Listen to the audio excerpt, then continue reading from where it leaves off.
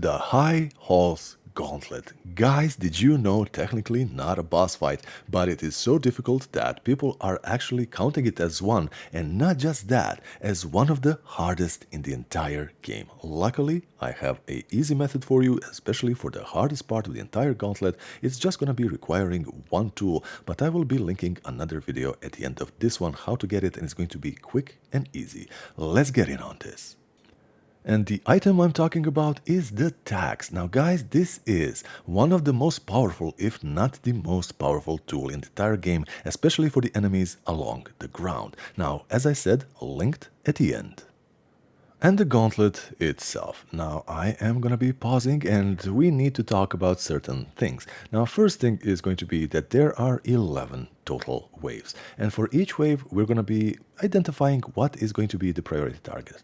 First wave is going to be this little guy because he's just running about from left to right and rather fast, and if he doesn't hit you while you're paying attention to these guys, he is just gonna get you hit. Now you shouldn't be stingy with your silk spear because that is just so damn good for this entire gauntlet. Now you see I didn't exactly start this perfectly, but I also want to show you that you don't need to play perfectly to deal with this. Now we're going to be approaching the phase 2, and once you see two enemies, especially on the ground, you get on one side and sweep them away with your silk spear, because it's just so damn good. Now, once you see this enemy, anytime he is on the field, he should be your priority target because, well, he just tosses those rings and you're never really too sure how they're gonna be bouncing off. So while you're avoiding that, it's the same case as that first one. You're probably gonna get hit avoiding this enemy, if not getting hit by those rings. But if you see this enemy on the field, he instantly becomes the priority because this enemy is hyper dangerous. Why? Because he's gonna be stealing your silk the whole time, and once he steals enough, he's gonna be shooting you with a silk spear of his own. So make sure that you clean them up really fast. Now, when we're talking about the flying enemies, the easiest way to deal with flying enemies is just going underneath them, because every time you hit them from underneath, you actually make them go up a little bit, and they just cannot go down and hit you. Now, these two enemies, you really shouldn't be wasting silk in any way other than healing if you do need to heal by now, but they are a great way to actually farm a little bit of silk.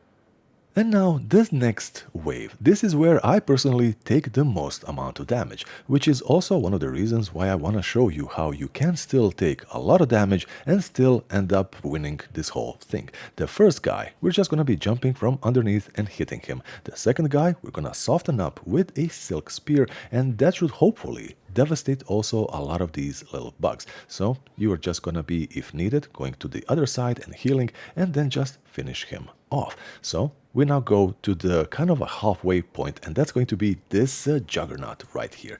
You see these attacks, they're pretty easy to dodge, and you might be wondering, where is your opportunity to deal your own damage? So actually running and then attacking, and you can actually attack him twice in quick succession, is going to be where you get the most damage on this guy. Of course, pick your moment to heal if you need to be healed, and he should go down rather fast. And then the next wave. As I mentioned earlier, this little guy is going to be an absolute priority. And with all of the flying enemies, just getting underneath them is going to be yielding some really great results. And that's something you're going to be repeating. Hit them from underneath and just also change the trajectory, because every time you hit them, you make them go a little bit higher. And that's always going to be a good thing. Now, I did mess up there quite a bit, but we can make mistakes. Now we have two of those, and then you just pick which one ever is closer to you. And then all of a sudden, a new priority target, we deal with him and then refocus on the little guy that's left. Once you have this guy on the ground, he shouldn't be too much trouble.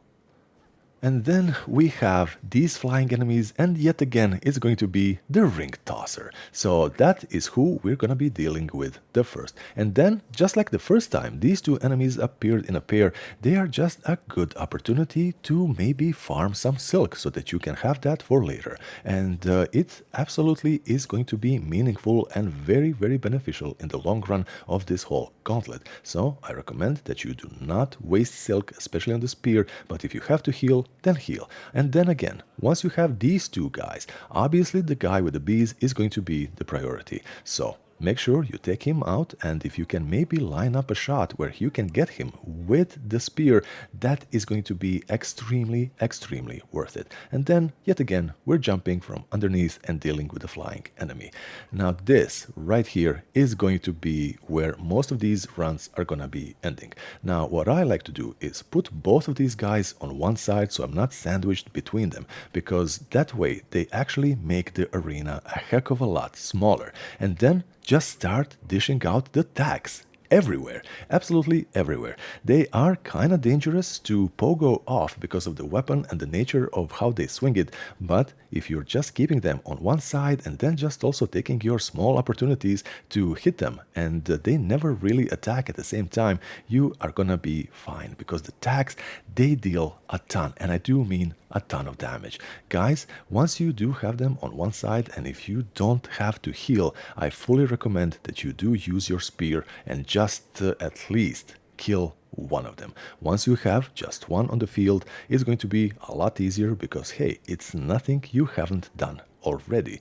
Just use that little, the strategy that we talked about. If you have to, run up to him, and then in quick succession, you just hit and dodge backwards.